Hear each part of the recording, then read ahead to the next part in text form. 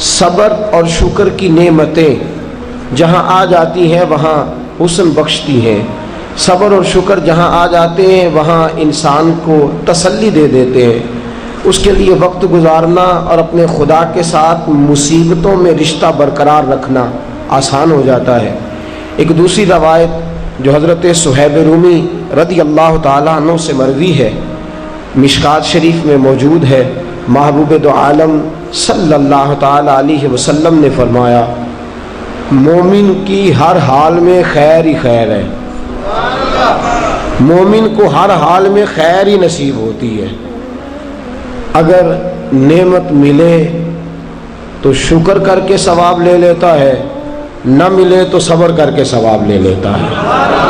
ہر حال میں اس کے لیے خیر ہی خیر ہے، اجر ہی اجر ہے۔ اگر اس کو نعمت میسر آ گئی، اللہ کا احسان ہو گیا تو شکر کیا، جب شکر کیا تو بھی ثواب لے لیا، اگر نہ ملی تو صبر کیا اور صبر کر کے بھی ثواب لے لیا۔ تو ہر حال میں مومن کے لیے خیر ہی خیر ہے۔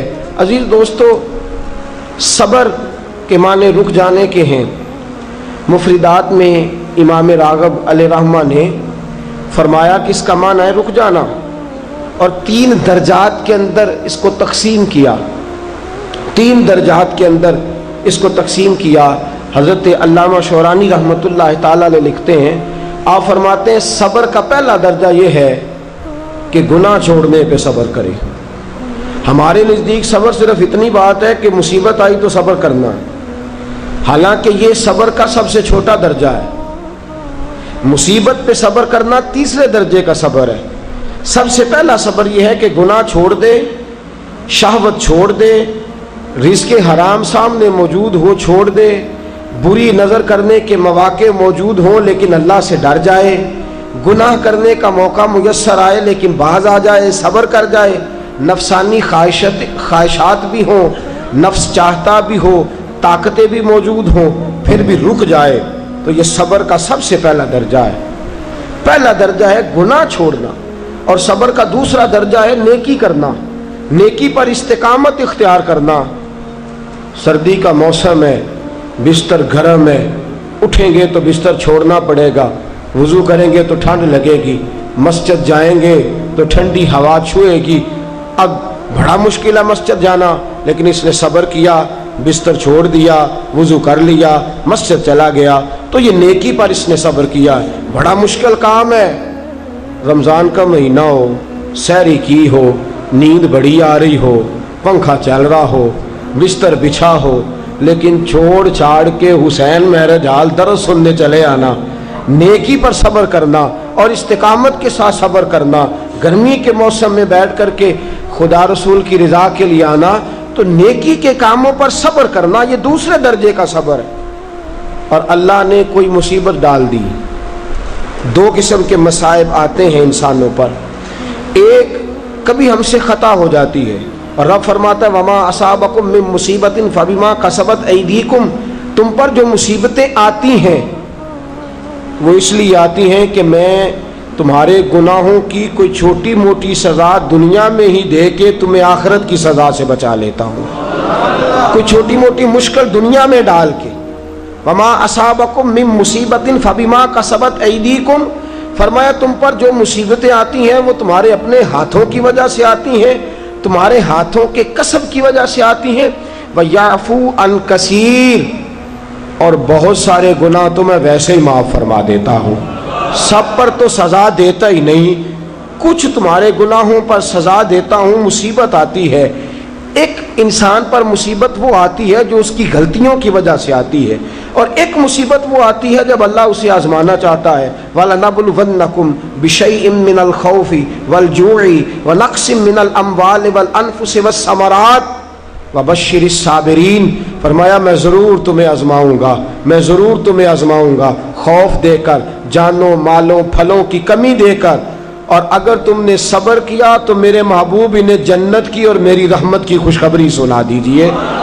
2 قسم کی مصیبتیں آتی ہیں، ایک مصیبت وہ ہوتی ہے جو انسان کے اپنے گناہوں کی وجہ سے، اس کی اپنی غلطیوں کی وجہ سے، اس کی اپنی کوتاہیوں کی وجہ سے آتی ہے، اور ایک میرے دوستو وہ مصیبت ہوتی ہے جو اللہ کی طرف سے آزمائش بن کے آتی ہے، ہم گناہگاروں پر جو مصیبت ہوتی ہے وہ اللہ تبارک و تعالیٰ کی طرف سے بعض اوقات ہماری خطاؤں کی سزا ہوتی ہے، اور اگر کوئی نیک بیمار پڑ جائے تو اس کی اللہ آزمائش فرما رہا ہوتا ہے، اس کی اللہ آزمائش کرتا ہے، اللہ تبارک و تعالیٰ اس پر فضل فرماتا ہے، اس کی آزمائش کرتا ہے۔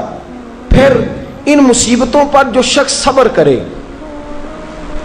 کرے، اپنے آپ کو روکے، جزا و فضا سے روکے، آہذاری سے روکے، شکوے شکایت سے روکے، رب فرماتا ہے اگر میری رضا پہ راضی ہو گیا تو ان اللہ مع الصابرین، باقی نیکیوں پر میں ثواب دیتا ہوں، اور جو کوئی صبر کرتا ہے رب فرماتا ہے میں اس کا بن جایا کرتا ہوں، صبر کرنے والوں کے ساتھ ہو جاتا ہوں، صبر کرنے والے کی معیت میں ہو جاتا ہوں، صبر کرنے والے کو اپنا قرب عطا فرما دیتا ہوں۔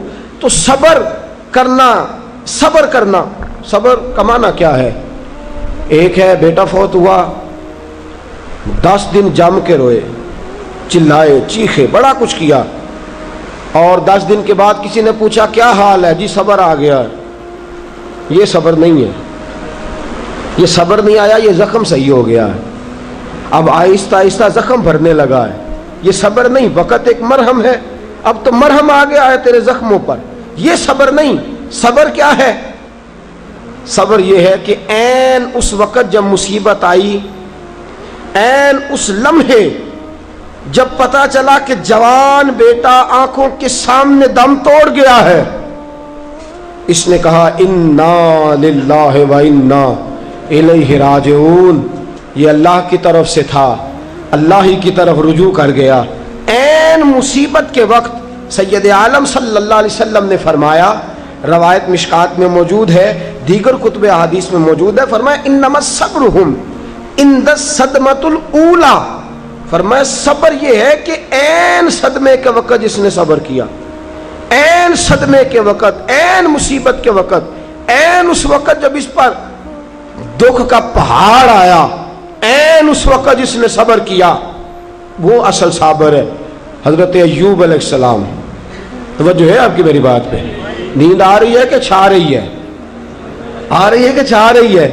مجھے کل ایک ساتھی نے بتایا، کہنے لگے آپ مجھے بار بار جگاتے ہیں، مجھ پہ نیند آتی نہیں، مجھ پر چھائی جاتی ہے، تو آپ جگاتے ہیں تو میں کوشش بڑی کرتا ہوں پر چھائی ہوتی ہے، اگر میں ادھر سے جاگتا ہوں تو اس طرف سے آ جاتی ہے، ادھر جاگتا ہوں تو پیچھے سے آ جاتی ہے، تو بنیادی طور پہ آئی نہیں ہوتی، میرے اوپر چھائی ہوتی ہے۔ تو میرا خیال ہے وہ ایک آدمی کی بات ہے، اب آپ سارے نا یہ پروگرام بنا لیجئے گا، اور کل آپ بھی یہی مسئلہ بتانا شروع کر دیں کہ یہ آ نہیں رہی ہے، چھا رہی ہے، یہ صرف اس ایک دوست کے ساتھ مخصوص بات۔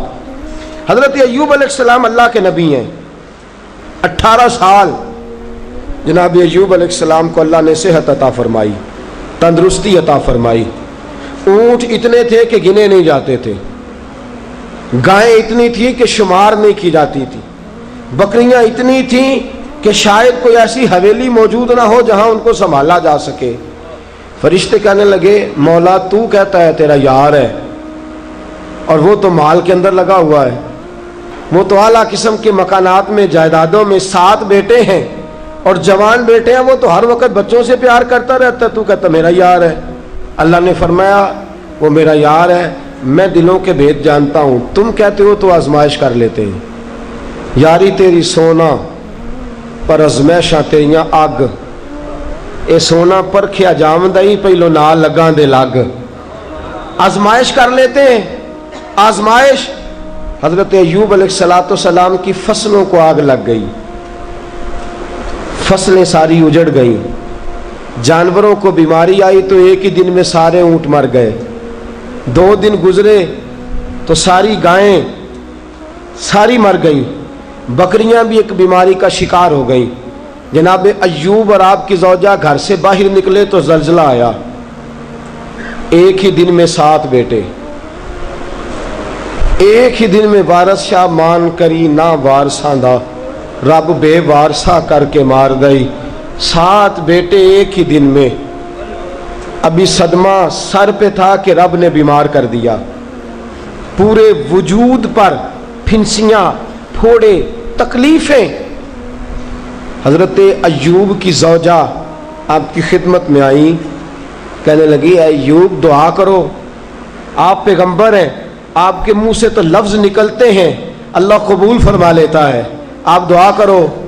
کہنے لگے یہ بتا شفا کتنا عرصہ رہی ہے، مال کتنا عرصہ رہا ہے، یہ بتا میرے پاس اولاد کتنا عرصہ رہی ہے۔ کہنے لگی 18 سال۔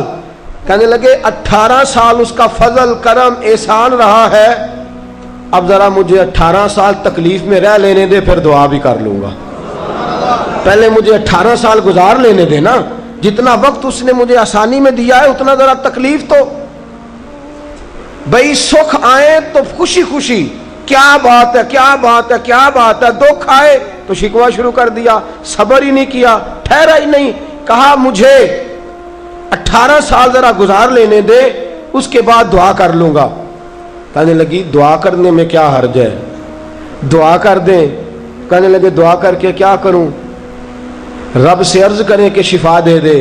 تو فرمانے لگے اللہ کو نہیں پتا ایوب بیمار ہے، اس کو خبر نہیں کہ ایوب بیمار ہے، جے سونا میرے دکھ وچ راضی تے پھر سکھ نو چلے ڈاواں، اس کو نہیں خبر بیمار ہے، میں صبر کروں گا میں صبر کروں گا۔ 18 سال گزرے۔ علامہ اسماعیل حقی رحمۃ اللہ علیہ فرماتے ہیں 18واں سال چڑھا، تردامنی پہ شیخ ہماری نہ جائیے، ہم دامن نچوڑ دیں تو فرشتے وضو کریں، وہی فرشتے بارگاہ خدا بندی میں کہنے لگے یا اللہ ہم جان گئے ہیں واقعی تیرا پکا یار ہے، اس قابل ہے کہ یار بنایا جائے۔ حضرت ایوب علیہ السلام تندرست ہو گئے، شفا ہو گئی۔ ایک عرصہ گزرا تو آپ کی زوجہ ایک دن آپ سے پوچھنے لگی ایوب وہ دکھ اچھے تھے یا یہ سکھ اچھے ہیں، وہ دکھ اچھے تھے یا سکھ؟ آپ فرمانے لگے دن تو سارے ہی اللہ کے ہیں، پر اگر مجھ سے پوچھو تو دکھ ہی اچھے تھے، اگر مجھ سے پوچھو تو دکھ اچھے تھے، صبر کرتا تھا، کبھی کبھی رو بھی پڑتا تھا، دکھ تھے تو بارگاہ خدا بندی میں جاتا تھا تو آنسو بھی بہہ جاتے تھے، تکلیفیں تھی تو سجدہ کرتا تھا تو مصلی بھیگ جاتا تھا، درد تھا ہاتھ اٹھاتا تھا تو داڑھی پہ آنسو گرتے تھے۔ جب سے سکھ آئے ہیں آنسو ہی خشک ہوتے چلے جا رہے ہیں۔ یہ دکھ ہے تو درد ہے، دکھ ہے تو سوز ہے، دکھ ہے تو انسان کے دل کے اندر تڑپ ہے۔ فرمایا مجھے تو لگتا ہے اصل اللہ کا بندہ وہی ہے کہ اللہ اسے مصیبت پہ رکھے اور وہ خدا سے صبر کر کر کے اجر حاصل کرتا رہے۔ صبر کرنا اور مصیبتوں کے اوپر اپنے آپ کو ٹھہرانا کام مشکل، اور جب اللہ آزمائش ڈالتا ہے نا تو جو کام سیدھے ہوتے ہیں وہ بھی الٹے ہونے شروع ہو جاتے ہیں۔ جب خدا کی طرف سے وَلَنَبْلُوَنَّكُمْ بِشَيْءٍ مِّنَ الْخَوْفِ وَالْجُوعِ وَنَقْصٍ مِّنَ الْأَمْوَالِ وَالْأَنفُسِ وَالثَّمَرَاتِ، جب اللہ کی طرف سے آزمائش آتی ہے، جب انسان پر اللہ کی طرف سے کوئی چیز نازل ہوتی ہے، آپ سونے کو ہاتھ رکھتے ہیں تو مٹی ہو جاتی ہے۔ آپ کسی طرف بھی، بہت سے دوست آ کے کہتے ہیں جی قدم آگے اٹھاتا ہوں جاتا پیچھے ہے، کیا کروں؟ تو میں اکثر عرض کرتا ہوں کہ تھوڑے دن قدم اٹھانا ہی چھوڑ دیں۔ کیا کریں؟ بیٹھ کے اللہ اللہ کریں، صبر کریں، دعا کریں۔ کچھ وقت انسان پر ایسا ہوتا ہے تلک الایام نداولها بین الناس، جو اللہ نے انسان کے دن بدل کے رکھنے ہوتے ہیں، کچھ وقت ایسا ہو، پھر ایک وقت آتا ہے کہ وہی انسان مٹی میں ہاتھ رکھتا ہے تو اللہ اسے سونا بنا دیتا ہے۔ رب آزمائش کرتا ہے، رب آزماتا ہے۔ جو لوگ مصیبتوں پر صبر کرتے ہیں، جو لوگ مصیبتوں پر صبر کرتے ہیں، سید عالم نور مجسم شفیع معظم صلی اللہ تعالی علیہ وسلم نے فرمایا، رب فرماتا ہے ایک بندہ اللہ کی بارگاہ میں کھڑا ہوا، قیامت کا دن ہے، فرشتے نامہ اعمال کھولنے لگے۔ اللہ نے فرمایا فرشتوں تمہیں پتہ ہے میں نے اسے دنیا میں بڑے دکھ دیے تھے، اس پر بڑی آزمائشیں آئی تھیں، اس نے زندگی بڑی تکلیف میں گزاری تھی، تمہیں خبر ہے؟ یا اللہ ہم جانتے ہیں بڑا صابر ہے، بڑا صابر ہے، اس نے صبر کے ساتھ وقت گزارا، صبر کے ساتھ اپنے اوقات کو طے کیا۔ رب فرماتا ہے جو اتنا صبر کرے میں اس کا نامہ اعمال ٹٹولوں، اس کا نامہ اعمال کھولتے ہوئے مجھے شرم آ رہی ہے، سارا کچھ لپیٹ دو اور بغیر حساب کتاب اسے جنت میں داخل کر دو۔ یہ صبر کرنے والا ہے، یہ صبر کرنے والا ہے۔ مجھے حیا آتی ہے کہ یہ صبر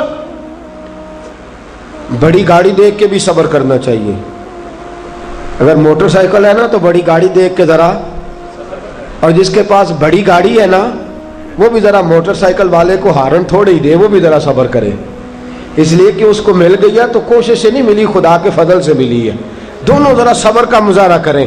وہ بڑی گاڑی والا ہارن پہ ہارن بجایا جاتا ہے، کہتا ہے یہ موٹر سائیکل والے کو تو عقل ہے ہی نہیں، یہ تو رستہ دیتا ہی نہیں، وہ یہ کہہ رہا ہے. اور گزرا ہے تو موٹر سائیکل والا کہتا ہے اللہ نے تجھے دے دیا گاڑی، تو تیرا دماغ بڑا اونچا ہو گیا ہے، تیرے پاس نہ ہوتی تب میں تجھ سے پوچھتا. اب دونوں ہی شکوہ کر رہے ہیں، دونوں ہی گلہ کر رہے ہیں، دونوں ہی شکایت کر رہے ہیں. دونوں کو صبر کرنا چاہیے، دونوں کو اطمینان سے رہنا چاہیے. جب انسان کے وجود میں صبر آ جاتا ہے، جب اس کو صبر نصیب ہوتا ہے. بڑی خوبصورت حدیث، بڑی بخاری شریف میں موجود ہے، اور صاحب عمدۃ القاری حضرت مفتی شریف الحق صاحب رحمۃ اللہ تعالی علیہ فرماتے ہیں بخاری شریف کی یہ حدیث ایسی ہے جسے میں جب بھی پڑھتا ہوں میں چوم لیتا ہوں. اس حدیث کو میں فرماتے ہیں لفظوں کو میرا پڑھنے کو بھی دل کرتا ہے اور چوم لینے کو بھی دل کرتا ہے. حدیث کیا ہے؟ رسول کریم صلی اللہ تعالی علیہ وسلم نے فرمایا، رب فرماتا ہے ایک بندہ ہے اس کو میں نے آنکھیں نہیں دی، اس کو میں نے آنکھیں نہیں دی، اندھا ہے، پیدائشی اندھا ہے یا بعد میں کسی وجہ سے ہو گیا، وہ بینا نہیں ہے، نابینا ہے، اس کے پاس آنکھیں نہیں، لیکن اس نے زندگی بھر صبر کیا، اس نے زندگی بھر صبر کیا. صبح قیامت وہ کھڑا ہوا تو رب کریم نے فرشتوں سے فرمایا، فرشتوں اس کو میں نے آنکھیں نہیں دی، بیچارہ نہ بیٹی دیکھ سکا، نہ بیٹا، نہ باپ دیکھ سکا، نہ ماں، یہ کوئی دنیا کا نظارہ نہیں کر سکا، تم بتاؤ اس کا اجر کیا ہے؟ فرشتے کہتے ہیں مولا جنت کا اعلیٰ درجہ دے دے، اللہ اسے بے حساب بخش دے، یا اللہ اس پر رحمتوں کے دروازے کھول دے، یا اللہ اس کو نواز دے. تو رب فرماتے اس نے ساری زندگی بغیر آنکھوں کے صبر کیا ہے، اسے صرف جنت نہیں ملے گی بلکہ آج اسے اس کا رب اپنا دیدار بھی کرائے گا. فرمایا جو اندھا ہو، نابینا ہو، اور پھر وہ صبر کرے اور استقامت کے ساتھ رہے، شکوہ نہ کرے، گلہ نہ کرے، فرمایا قیامت میں لوگ جنت کے نظارے کریں گے اور یہ اللہ کا دیدار کرے گا، اس کو رب کریم کے جلوے دکھائے جائیں گے. اس لیے کہ یہ صابر رہا، یہ شاکر رہا، یہ اللہ تبارک و تعالیٰ کی عطا پہ راضی رہا، یہ رب کائنات کی دی ہوئی آزمائشوں پر ہمیشہ استقامت کے ساتھ ڈٹا رہا. صبر کا معاملہ تو بالکل ہمارے ہاتھ سے نکل گیا. اور میں جب تجزیہ کرتا ہوں، غور کرتا ہوں تو ہمارے جھگڑوں کی بنیاد ہی صبر ہے. حسد صبر کی وجہ سے، اگر صبر نہیں تو حسد پیدا ہو جائے گا، اس کو اللہ نے دے دیا تو مجھے کیوں نہیں دیا. اب اگر صبر کرتا، جو اللہ نے دیا ہے اس پر یہ صبر کرتا تو حسد کی لعنت سے بچ جاتا. اور پھر گھروں میں جو فسادات ہے، خاندانوں میں جو جھگڑے ہیں، اس کی بہت بڑی وجہ یہ ہے کہ ہم صبر نہیں کرتے. گلہ شکوہ شکایتیں، یہ ساری چیزیں اس لیے پیدا ہوتی ہیں کہ ہم صبر کرنے کو تیار نہیں. جب تو صبر کر لیتا ہے، جب تو اپنے وجود کے اندر ٹھہراؤ پیدا کر لیتا ہے، پھر تیرے اندر تحمل مزاجی آ جاتی ہے، پھر بردباری آ جاتی ہے، پھر ٹھہراؤ آ جاتا ہے، پھر تیرا دل اتنا گہرا ہو جاتا ہے کہ حضرت سلطان باؤ رحمۃ اللہ علیہ فرماتے ہیں دل دریا سمندروں ڈونگے کون دلاں دیا جانے. جب تیرا دل اتنا گہرا ہو جائے گا تو صبر کرے گا. اور میرے اعلیٰ حضرت فاضل بریلوی رحمۃ اللہ علیہ فرماتے ہیں جو صابر ہوتا ہے نا، توجہ ہے آپ کی، میری بات کی سمجھ آ رہی ہے؟ اعلیٰ حضرت فرماتے ہیں بڑا قیمتی جملہ، فرماتے ہیں جو صابر ہوتا ہے وہ سکون میں ہوتا ہے، جو صابر ہوتا ہے وہ، جو صبر نہیں کرتا بے سکون رہتا ہے. اگر صابر ہے نا، تھوڑی غذا پہ تھوڑی روٹی، اگر صابر ہے، صبر کرتا ہے، تو پھر شیخ سعدی رحمۃ اللہ تعالی علیہ کے پاس ایک شخص آیا، کہنے لگا حضرت جی دیکھیں نا میرے پاس اتنے بھی پیسے نہیں کہ میں جوتے لے سکوں، اتنے بھی پیسے کوئی نہیں جوتے لے سکوں. فرمایا صبر کر اللہ دے گا. کہنے لگا جی صبر ہی کیا ساری عمر، اس نے جوتے لینے کے برابر بھی پیسے نہیں دیے، ننگے پاؤں پھر رہا ہوں. شیخ سعدی رحمۃ اللہ تعالی علیہ نے اس کا بازو تھاما، ایک گھر میں لے گئے، دروازے پہ دستک دی، گھر کا مالک باہر آیا، اس نے دونوں طرف بیساکھیاں پکڑی ہوئی ہیں، ٹانگیں تو ہیں پر پیر ہی کوئی نہیں. فرمانے لگے بتا یہ اچھا ہے کہ تو. کہنے لگا جی میں آپ سے بھی معافی مانگتا ہوں, اپنے رب سے بھی معافی مانگتا ہوں. اس کے تو پیر ہی نہیں بیچارے کے, اس کے پاس تو قدم ہی نہیں. دوستو جب صبر رخصت ہو جاتا ہے, جب صبر رخصت ہو جاتا ہے, نبی پاک صلی اللہ تعالی علیہ وسلم نے فرمایا خدا اگر تجھے مصیبت دیتا ہے نا, اور ان مصیبتوں پر جب اللہ تجھے قیامت میں اجر دے گا, دنیا میں رب تجھے جو مصیبتیں ڈالتا ہے ان مصیبتوں پر جب قیامت کے دن اللہ تجھے اجر دے گا تو تیرا دل چاہے گا کاش سکون ہوتا ہی نہ, آزمائشیں ہی آزمائشیں ہوتی, کاش سکون نہ ہوتا, آزمائشیں ہی آزمائشیں ہوتی جب تو وہ اجر دیکھے گا. نبی پاک صلی اللہ علیہ وسلم نے فرمایا جب کسی کا بچہ انتقال کر جاتا ہے نا, ہاں بات بڑی مشکل ہے, کام بڑا مشکل ہے. جب کسی کا بچہ بیٹا یا بیٹی انتقال کر جاتا ہے, وہ کسی دانشور نے کہا تھا کہ میرا باپ انتقال کر گیا, 6 مہینے گزرے تو میرا 18 سال کا بیٹا بھی انتقال کر گیا. کہنے لگے میں نے اپنے 80 سال کے باپ کا جنازہ اٹھایا تو میری کمر نہیں جھکی, لیکن جب 18 سال کے بیٹے کا جنازہ اٹھانے لگا تو میری کمر جھک گئی, اور رو کے کہنے لگا لوگوں باپ کا جنازہ پڑھنا آسان ہے, دعا کرو کسی کو بیٹے کا جنازہ نہ پڑھنا پڑ جائے. بڑا مشکل کام ہے, بڑا کٹھن مرحلہ ہے, یہ بڑی آزمائش کا معاملہ ہے. نبی رحمت صلی اللہ علیہ وسلم نے فرمایا جب کسی کا بچہ انتقال کر جاتا ہے, جب کسی کا بیٹا یا بیٹی انتقال کر جاتا ہے, فرشتے اس کی روح لے کے اللہ کی بارگاہ میں جاتے ہیں. رب فرماتا ہے تم میرے بندے کے جگر کا ٹکڑا لے آئے ہو, اس کے وجود کا حصہ لے آئے ہو, اس کی روح کی ٹھنڈک لے آؤ ہو. بولو تو صحیح میرا بندہ کیا کہتا تھا, بتاؤ میرا بندہ کیا کہتا تھا. اس نے کیا کہا؟ فرشتے کہتے ہیں مولا جب ہم نے اس کے بیٹے کی روح قبض کی اور وہ اپنے بیٹے کی میت پہ آیا تو اس نے تیرا گلہ نہیں کیا, شکوہ نہیں کیا, بلکہ اس نے کہا انا للہ و انا الیہ راجعون, یہ دیا بھی اللہ نہیں تھا, لے بھی اللہ ہی گیا ہے. جب اس نے یہ بیٹے کی میت دیکھی ہے تو اس نے یہ کہا ہے کہ اللہ کا مال تھا, اللہ لے گیا. رب فرماتا ہے باقی کے کام چھوڑ دو, جنت کی طرف جاؤ اور میرے اس بندے کے لیے اور اس کے بیٹے کے لیے ایک مکان بنا دو. جنت میں جاؤ, دنیا کی زندگی تو تھوڑی ہے نا, اور آخرت کی زندگی حد ہی کوئی نہیں, اس کی حد ہی کوئی نہیں, کتنی لمبی ہے. فرمایا دنیا میں تو کٹھے نہیں رہ سکے, اب جنت میں مکان بنا دو, اس میں اس کا باپ بھی رہے گا, یہ بھی رہے گا.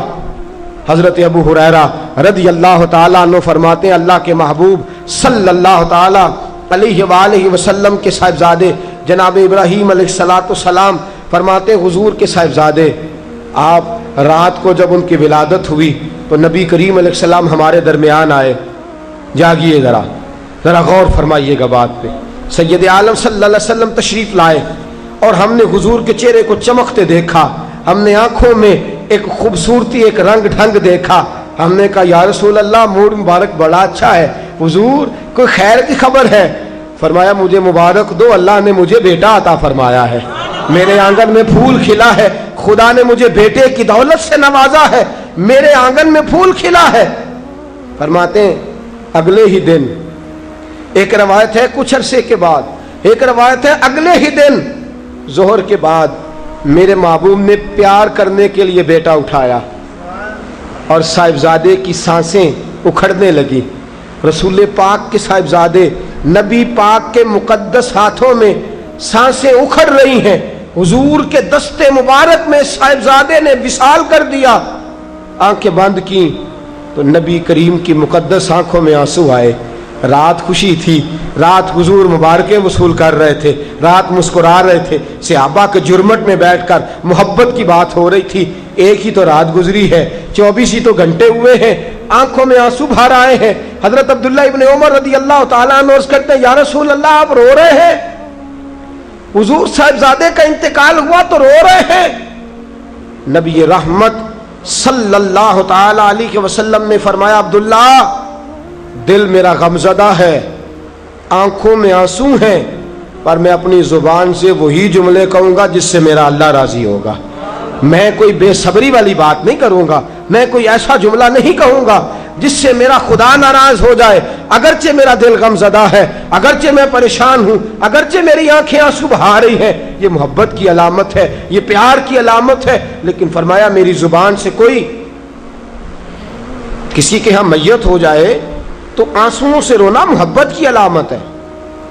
اگر آنسو آتے ہیں نا تو یہ تو محبت ہے۔ حضرت عثمان بن مظعون رضی اللہ تعالیٰ عنہ کا وصال ہوا تو اللہ کے محبوب کی آنکھوں میں آنسو آئے۔ سیدہ عائشہ صدیقہ رضی اللہ تعالیٰ عنہ نے کہا یا رسول اللہ آپ روتے ہیں؟ فرمایا یہ آنسو محبت کی علامت ہے۔ خدا کو بین کرنا ناپسند ہے، شور کرنا ناپسند ہے، باتیں کر کر کے رونا، شور کرنا، آہوزاری کرنا، ماتم کرنا، فرمایا یہ چیزیں خدا کو پسند نہیں۔ شور کرنا، بالخصوص خواتین اس بات پہ ضرور توجہ کریں، اس کی باتوں کا تذکرہ کر کر کے رونا، اونچی اونچی آواز میں بیان کرنا اور بار بار تڑپ تڑپ کے کہنا کیا بنے گا، کہاں جائیں گے، کیسے گزر اوقات کریں گے، یہ جملے کہنا اللہ کے رسول کو اتنا ناپسند ہے، اتنا ناپسند ہے کہ نبی پاک صلی اللہ علیہ وسلم نے فرمایا جو عورت میت پر بیان کرتی ہے یا جو شخص ماتم کرتا ہے، فرمایا وہ تو میری امت میں ہی شامل نہیں ہے۔ فرمایا میں تو اس کو شامل ہی نہیں سمجھتا، لیس منی، وہ ہم میں سے نہیں ہے۔ صبر کرے، صبر کرے، ٹھہر جائے، اللہ کی رضا پہ راضی ہو جائے، قضا پہ راضی ہو جائے، جھک جائے خدا نے۔ اتنا شور کرنا، اتنی آہوزاری کرنا، اور معاذ اللہ بعض اوقات تو کفریہ جملے بولے جاتے ہیں، کفریہ جملے بولے جاتے ہیں۔ انتقال ہو گیا، تبھی موت چلا گیا، ہارٹ اٹیک سے انتقال، تو کہتے ہیں ہم پہ ظلم ہو گیا ہے۔ معاذ اللہ آپ اللہ کو ظالم کہہ رہے ہیں، خدا کو ظالم کہہ کے کفر کٹھا کر رہے ہیں، کفریہ فکرے بولے جاتے ہیں۔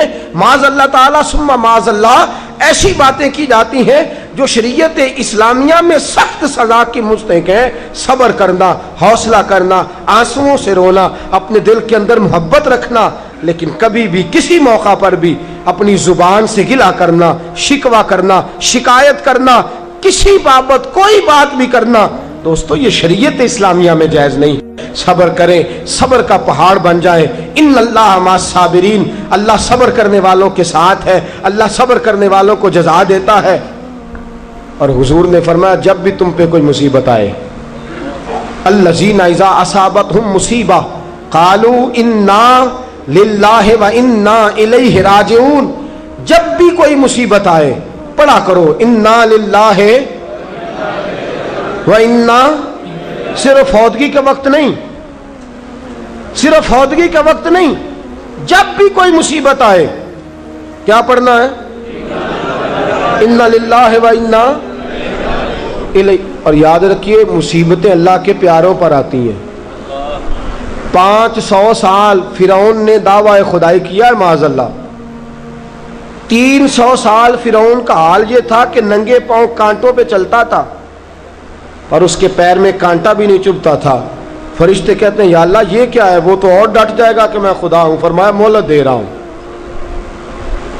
جو بیمار ہوتے ہیں وہ اللہ کے فرما بردار ہوتے ہیں، ان کو تو ساتھ ساتھ تھوڑی تھوڑی تکلیف دے کے اللہ معاف کرتا رہتا ہے۔